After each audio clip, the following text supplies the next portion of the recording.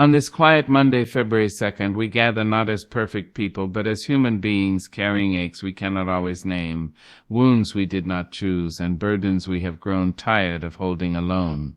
Pain has a way of whispering lies, sickness tests our patience, and stress bends our backs until even hope feels heavy. Yet still we are here. A prayer for healing is not a denial of suffering. It is a declaration of courage. It is the soft but powerful belief that the body can mend, the mind can rest, and the spirit can rise again.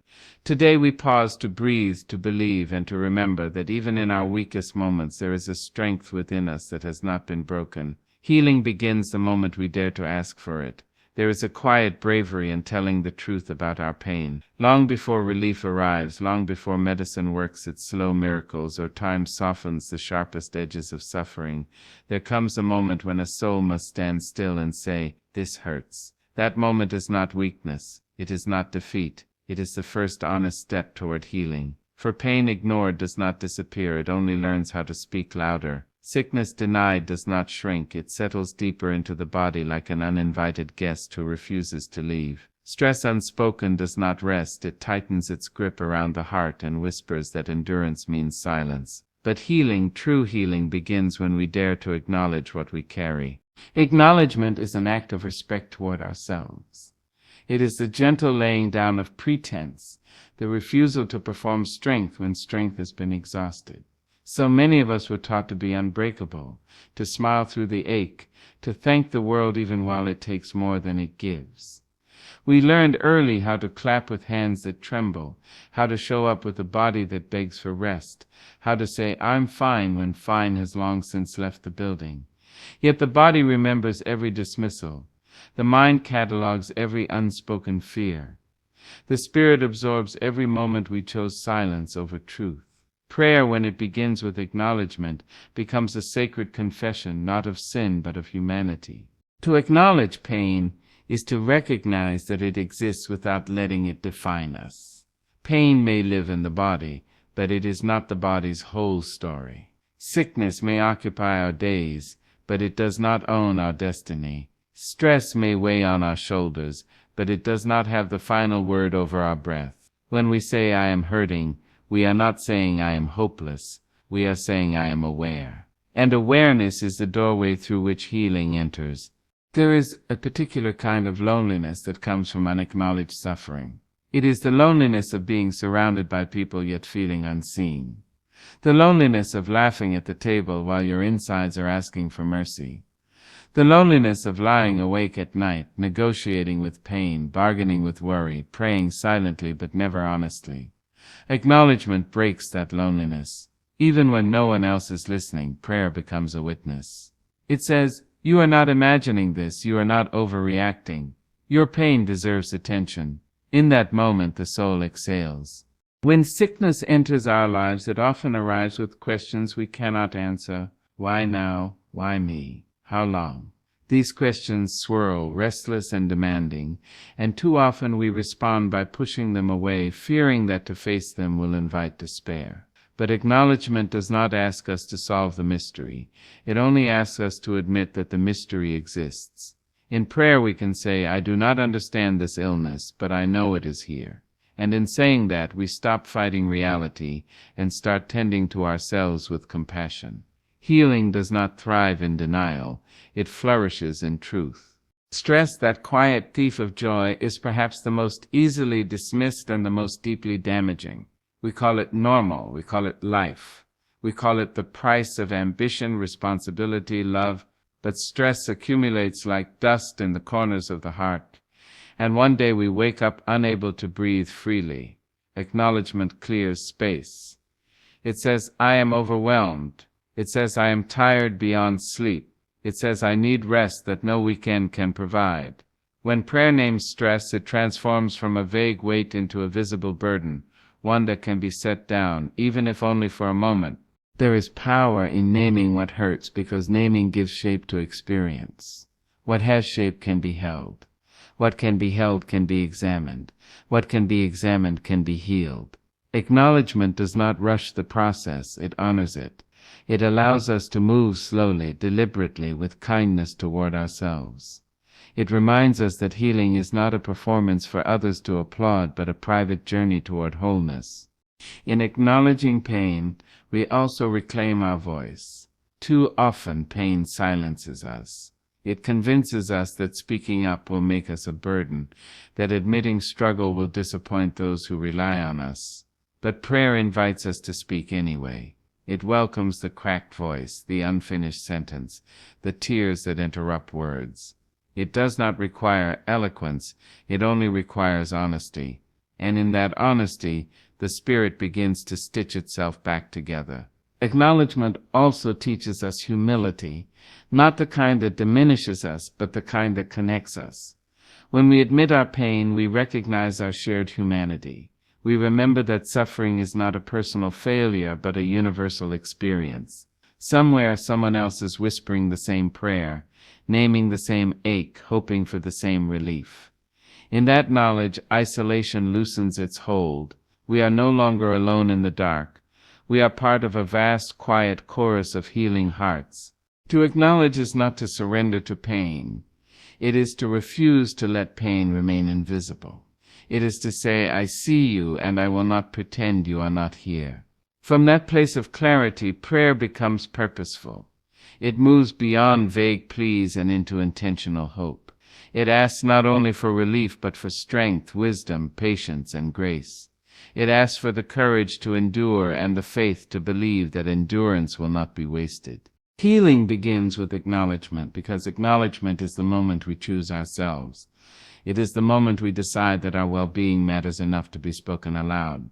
It is the moment we turn toward our pain instead of away from it, not to dwell there, but to light a candle in the room where it waits. And in that light, healing recognizes its invitation and quietly, gently begins its work. There are days when strength does not announce itself with confidence or arrive dressed in certainty. Some days strength comes quietly, almost shyly, sitting beside us when our knees have grown tired of holding us upright. It is on those days when the body aches, the mind is cluttered, and the spirit feels thin that prayer reveals its deepest purpose.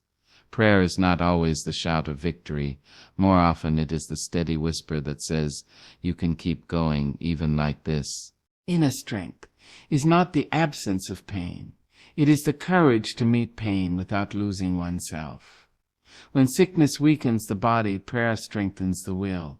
When stress clouds the mind, prayer clears a small but vital space where peace can rest. When exhaustion threatens to convince us that we have nothing left to give, prayer gently reminds us that breath itself is a gift, and as long as we are breathing, something within us is still alive and reaching forward. There is a misunderstanding about strength that has lingered too long among us. We have been taught to equate strength with silence, with endurance, so rigid it borders on cruelty. We admire those who never complain, who carry heavy loads without bending, who bleed invisibly. But prayer teaches a different lesson. It teaches that strength is not found in pretending we are unbreakable. It is found in admitting that we are human and choosing faith anyway. To pray in the midst of pain is to say, I may be wounded, but I am not finished. Prayer does not always change circumstances immediately, but it changes the posture of the heart. It lifts the chin just enough for us to see beyond the moment we are trapped in. It straightens the spine of the spirit, reminding us that we are held by something greater than our fear. In prayer, we borrow courage when our own supply feels depleted. We lean on hope when our legs can no longer support the weight of uncertainty. This borrowed strength is not weakness, it is wisdom. There are moments when the body feels like a stranger, when sickness rearranges our routines and pain interrupts our plans. In those moments, prayer becomes an anchor. It does not deny the discomfort. It steadies us within it. It says, even here you are still you. It reminds us that our worth is not measured by productivity, nor our value diminished by vulnerability. Inner strength grows when we remember that we are more than what hurts. Stress has a way of convincing us that we must handle everything alone. It isolates us in our responsibilities and magnifies every obligation until the future feels unbearable. Prayer interrupts that lie. It invites us to release what we cannot control, to loosen our grip on outcomes, to trust that carrying everything is not our assignment. In prayer, strength is redefined, not as holding tighter, but as knowing when to let go. Sometimes inner strength looks like perseverance, the decision to get out of bed and face another day. Other times it looks like rest, the bravery to pause without guilt. Prayer honors both. It does not shame us for slowing down. It meets us where we are and offers exactly what we need in that moment. It understands that healing is not linear, and that strength can be quiet, patient, and slow-moving. Prayer also strengthens us by reminding us of our history. It connects us to every moment we thought we would not survive but somehow did. It recalls the nights we cried ourselves to sleep and still woke up. The chapters marked by loss, uncertainty, and fear did not erase us, they shaped us. When we pray, we stand on the shoulders of our own resilience. We remember that we have endured before and that endurance has left something valuable behind. There is a tenderness to prayer that builds strength without hardening the heart. It allows us to be soft in a world that often demands armor. It teaches us that gentleness can coexist with resilience, that compassion toward ourselves is not indulgence but necessity. In prayer we learn to speak to ourselves with kindness, to replace harsh self-judgment with grace. That kindness becomes a quiet power, one that sustains us longer than force ever could. Inner strength is also communal, even when prayer is private. When we pray, we align ourselves with generations who have prayed through worse storms than our own. We tap into a collective endurance, a shared faith that has carried people across deserts of despair and oceans of grief. This connection reminds us that suffering is not new, and neither is survival. We are part of a long, unbroken line of souls who found a way to rise, even when rising felt impossible. Prayer strengthens us by giving meaning to the struggle. It does not promise that pain will vanish, but it assures us that pain will not be wasted. It helps us believe that something honest and compassionate can grow from even the most difficult seasons. This belief does not erase hardship, but it gives us a reason to keep walking through it. Strength thrives when purpose is present. And when words fail, when pain is too sharp, sickness too consuming, stress too loud, prayer remains. It exists in silence, in breath, in the simple act of showing up. Even then, especially then, prayer holds us. It becomes the place where we are allowed to be incomplete, uncertain, and afraid without losing our dignity. From that place, inner strength rises, not suddenly, not dramatically, but faithfully. Prayer as a source of inner strength does not make us invincible. It makes us resilient. It teaches us how to bend without breaking, how to endure without becoming bitter, how to hope without denying reality. It reminds us that within us lives a quiet force, steady, compassionate, unyielding, that pain cannot destroy. And each time we pray, we return to that force, gathering just enough strength to take the next step forward. There is a weight that cannot be measured on a scale, yet it bends the shoulders and shortens the breath. It is the weight of thoughts we replay, fears we rehearse, and memories we carry long after their usefulness has expired. Emotional and mental burdens do not announce themselves loudly. They settle in quietly, disguising themselves as responsibility, loyalty, or strength. We tell ourselves we are simply being careful, simply being prepared, simply being strong. But over time that carefulness becomes anxiety, that preparation becomes dread, and that strength becomes exhaustion. Prayer enters this crowded inner room not to judge the clutter, but to make space. To release a burden is not to forget it ever existed. It is to stop allowing it to dominate every corner of the mind. Prayer gives us permission to set things down without labeling ourselves careless or weak. In prayer we can say, I am tired of carrying this, without having to justify why. We can admit that some worries have grown heavier with time, not lighter, and that our minds were never meant to serve as permanent storage for every fear we have ever known. The mind is a powerful place. It can imagine futures that have not arrived and replay past moments that cannot be changed. Stress thrives in that power, using imagination against us, convincing us that rest is irresponsible and peace is premature. Prayer gently interrupts that cycle. It calls the mind back to the present moment, back to the body that is breathing, back to the heart that is still beating. In doing so, it loosens the grip of mental overload, for even a moment of stillness can remind us that we are more than our worries. Emotional burdens often come wrapped in silence. We carry grief we never fully named, disappointments we minimized, anger we swallowed because it felt inconvenient. We learn early how to be agreeable, how to keep the peace at our own expense, how to smile through discomfort. Over time, these unexpressed emotions pile up, pressing against the chest, making it hard to feel lightness or joy. Prayer becomes a safe place to speak what we were taught to hide. It welcomes the unsentenced thought, the unfinished feeling, the tear that arrives without warning. There is a special kind of freedom in admitting, "This hurts more than I expected." Prayer does not rush us past that admission. It allows us to linger there, to feel without being consumed. In releasing emotional burdens through prayer, we are not erasing our experiences. We are honoring them. We are acknowledging that our feelings matter, that our inner lives deserve care and attention. This acknowledgement softens the mind, making it less rigid, less guarded, more capable of healing. Mental burdens are often fueled by the illusion of control. We replay conversations, revise decisions, and predict outcomes, believing that if we think hard enough, we can prevent pain. But prayer reminds us of a gentler truth. Some things cannot be fixed by force of thought. Some outcomes cannot be managed by worry. When we release these burdens in prayer, we are not abandoning responsibility. We are relinquishing the false belief that we must carry everything alone. That release is not surrender, it is trust.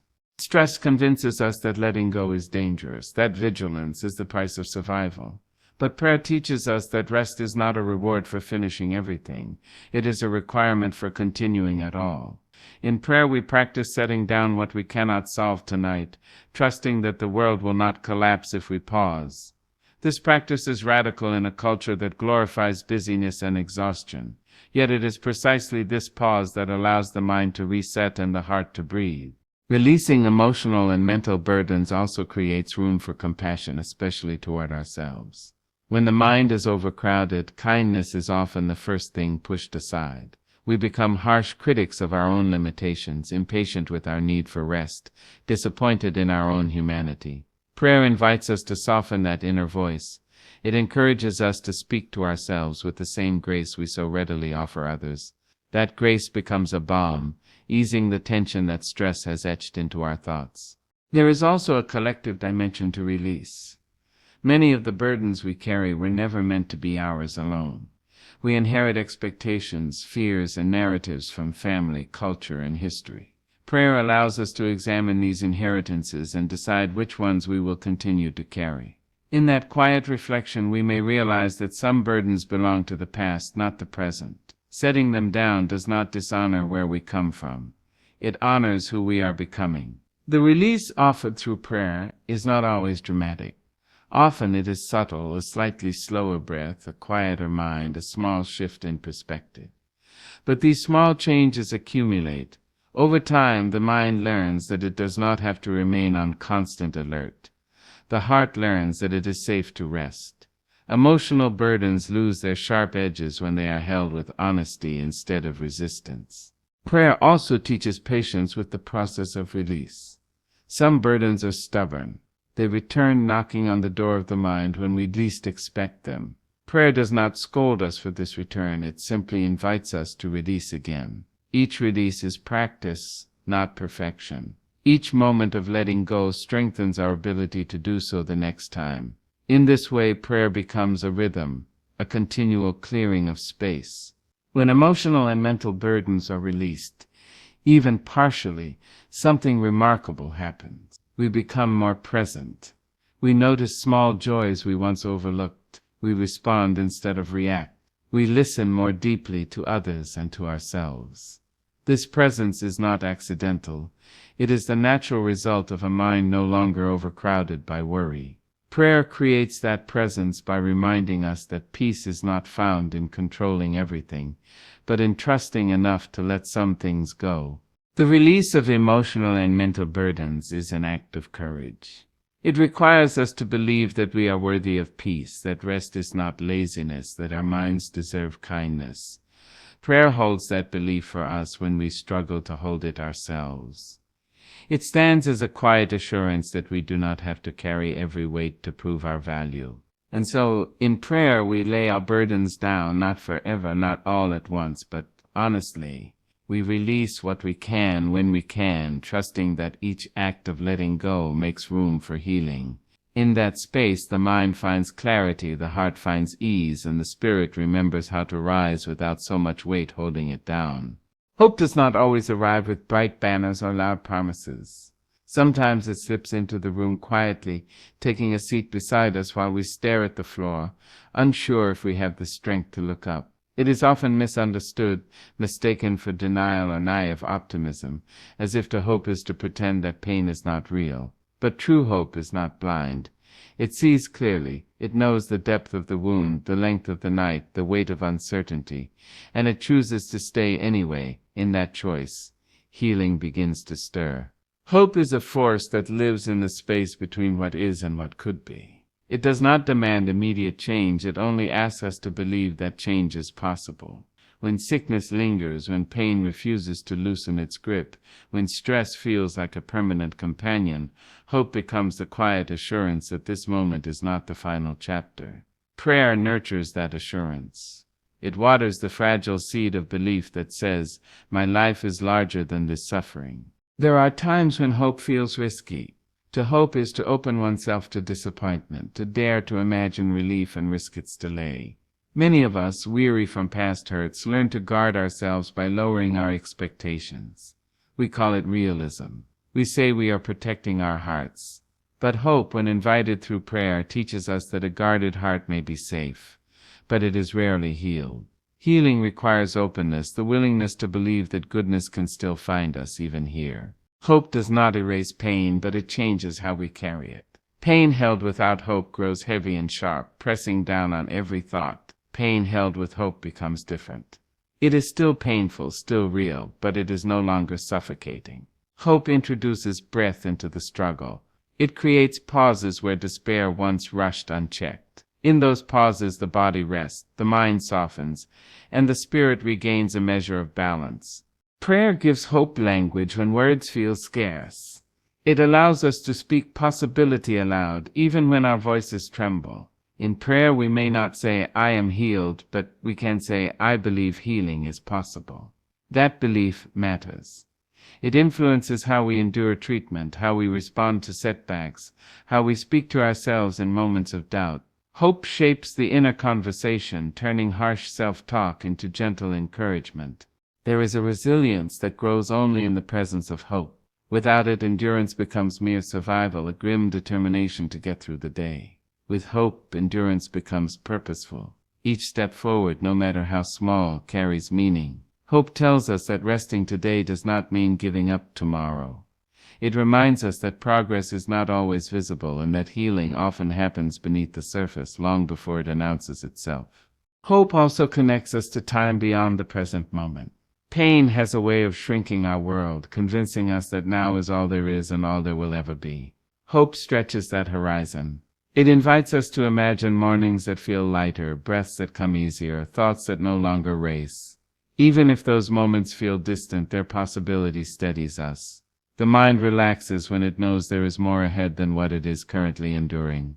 In prayer, hope becomes an act of trust. Not a demand for immediate answers, but a willingness to wait without losing faith in the outcome. This kind of hope is patient. It understands that healing rarely follows a straight line. There will be good days and difficult ones, moments of progress and moments of frustration. Hope does not abandon us on the hard days. It adapts. It whispers, "Today is heavy, but tomorrow still exists." Hope as a healing force also reshapes how we view ourselves. Pain and sickness can distort identity, reducing a person to a diagnosis, a limitation, a list of symptoms. Hope resists that reduction. It reminds us that we are more than what hurts. We are more than what we cannot do right now. In prayer, hope restores dignity. It says you are still whole even while healing. Stress often feeds on the belief that relief is unreachable. Hope challenges that belief. It introduces flexibility into rigid thinking, allowing us to consider new ways of coping, new forms of support, new rhythms of living. When we hope, we become open to help. We accept that healing may come through unexpected channels, through rest, through connection, through small changes that accumulate over time. Hope widens the path forward. There is also a quiet courage in choosing hope repeatedly. Not once, but again and again. Each day we wake up and decide to hope. Despite evidence that tempts us toward despair, we exercise a strength that cannot be measured. Prayer supports this daily choice. It renews hope when it feels worn thin, reminding us that hope is not something we must generate alone. It is something we can receive. Hope does not deny grief, it sits beside it. It allows us to mourn what has been lost while still believing that something meaningful remains. This balance is essential for healing.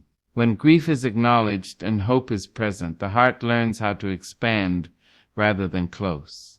Prayer creates space for both emotions to coexist without canceling each other out. As a healing force, hope influences not only how we feel, but how our bodies respond. A hopeful mind encourages patience, which reduces tension. A hopeful spirit invites rest, which supports recovery. A hopeful heart fosters connection, which alleviates isolation. These shifts may seem subtle, but they are profound. Healing is not only physical, it is emotional and spiritual, and hope touches all three. Hope also teaches us to celebrate small victories. A good hour, a calmer breath, a night of deeper sleep. Prayer trains our attention to notice these moments, to honor them instead of dismissing them as insignificant.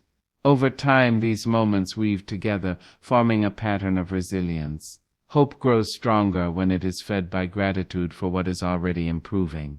In the end, hope is not a promise that suffering will vanish, but a belief that suffering will not have the final say. Prayer keeps that belief alive. It holds hope steady when our hands are shaking. It reminds us that healing is not only about reaching an endpoint, but about how we live while moving toward it. Hope as a healing force is quiet, persistent, and deeply human. It asks us to trust again, even when trust feels difficult. And in that trust, nurtured by prayer, healing finds fertile ground, slowly, gently, faithfully working its way into the places that need it most. We live in a world that loves quick answers and instant results. We are taught to believe that healing should arrive suddenly, like a door swinging open to let the light flood in all at once. We wait for the moment when pain disappears, sickness retreats, and stress loosens its grip forever. But healing rarely announces itself that way. More often it comes quietly in fragments, unfolding over time. Healing is not a single moment of transformation. It is a journey, patient, uneven, and deeply personal. On this journey, progress is not always visible. Some days feel lighter, filled with hope and small victories. Other days feel heavy, as if we have taken steps backward instead of forward. Prayer teaches us to honor both kinds of days. It reminds us that setbacks do not erase progress and that pauses are not failures. Healing moves in rhythms, not straight lines, and prayer helps us learn how to walk to that rhythm without losing faith. When we expect healing to be immediate, we often become discouraged by its slowness. We question ourselves, wondering what we have done wrong or why our efforts have not produced the results we hoped for. Prayer gently reframes these questions. It tells us that healing takes the time it takes, that the body, the mind, and the spirit each move at their own pace. In prayer, we learn patience not as passive waiting, but as active trust. A journey implies movement, even when that movement is subtle. Healing may show up as slightly deeper breaths, fewer anxious thoughts, or moments of rest that feel genuinely restorative. These changes are easy to overlook if we are only searching for dramatic relief. Prayer sharpens our awareness, teaching us to notice small shifts and honor them as real progress. In doing so, it keeps discouragement from settling in. Healing as a journey also asks us to stay present. It invites us to live in the now rather than constantly measuring ourselves against an imagined future where everything is perfect. Prayer anchors us in this present moment, reminding us that today deserves care, even if tomorrow is uncertain. When we stop postponing peace until complete healing arrives, we allow ourselves to experience moments of wholeness along the way. There is vulnerability in accepting healing as a process. It means acknowledging that we may not know how long the road will be, or what it will require of us. Prayer offers companionship in that uncertainty. It walks with us through unanswered questions, through long nights and quiet mornings, through hope that flickers and hope that burns bright. In prayer, we are reminded that we do not have to map the entire journey to keep moving forward. A journey also changes us. Healing is not about returning to who we were before pain or sickness entered our lives. It is about becoming someone new, someone wiser, more compassionate, more attuned to their own needs. Prayer supports this transformation. It helps us release the pressure to bounce back, and instead invites us to grow forward. Healing reshapes our priorities, teaching us what truly matters and what we can finally let go. As we walk this path, we learn to listen differently, to our bodies, to our emotions, to the quiet signals we once ignored. Prayer sharpens that listening. It encourages us to rest when rest is needed, to ask for help when strength runs low, to celebrate resilience without glorifying exhaustion. These lessons do not arrive all at once. They are learned through repetition, through trial and reflection, through days that teach us patience and nights that teach us humility. Healing as a journey also deepens empathy. Those who have walked long roads of recovery recognize the courage it takes to keep going. Prayer softens the heart, allowing our own struggles to become a bridge rather than a barrier to others. We begin to understand pain without judgment, to offer presence instead of advice. In this way, healing extends beyond the self, touching lives we may never fully realize. There will be moments on this journey when frustration rises, when we wonder if our efforts matter or if healing is truly happening at all. Prayer does not dismiss these feelings, it holds them. It allows us to express disappointment without losing hope. It reminds us that frustration is often a sign of how deeply we desire wholeness. That desire, when acknowledged, becomes fuel rather than an obstacle. The journey of healing also teaches us to redefine success. Success is no longer the complete absence of pain or stress, but the ability to live meaningfully despite them. Prayer helps us see that resilience is a form of healing, that joy can coexist with discomfort, that peace can be experienced even when circumstances are imperfect. This broader definition frees us from waiting for ideal conditions before allowing ourselves to feel whole. Time plays a sacred role in healing. It allows wounds to close gradually, strength to rebuild slowly, and understanding to deepen over seasons. Prayer aligns us with this sense of sacred timing. It reassures us that there is no rush, that our worth is not measured by how quickly we recover. In prayer, we learn to trust the unfolding, even when we cannot yet see the destination. Healing as a journey requires commitment. Not the loud, dramatic kind, but the quiet commitment to show up for ourselves each day, to take prescribed steps, to rest when needed, to hope again after disappointment. Prayer renews this commitment. It reminds us why we began, why we continue, and why stopping is not the only option. Each prayer becomes a marker on the path, a reminder that we are still moving. Along this journey, we discover that healing is not something we chase. It is something we allow. It unfolds when we create space for it through patience, honesty, and trust. Prayer creates that space. It slows us down enough to notice what is changing, even when change feels small. It teaches us that becoming whole is not about reaching an endpoint, but about learning how to live gently within ourselves. In the end, healing as a journey invites us to honor every step. The brave first step, the hesitant ones, the steps taken in darkness and the ones taken in light. Prayer walks beside us through them all, steady and faithful. And as we continue, we come to understand that healing is not a moment we arrive at, but a way we learn to move through life patiently, honestly, and with grace.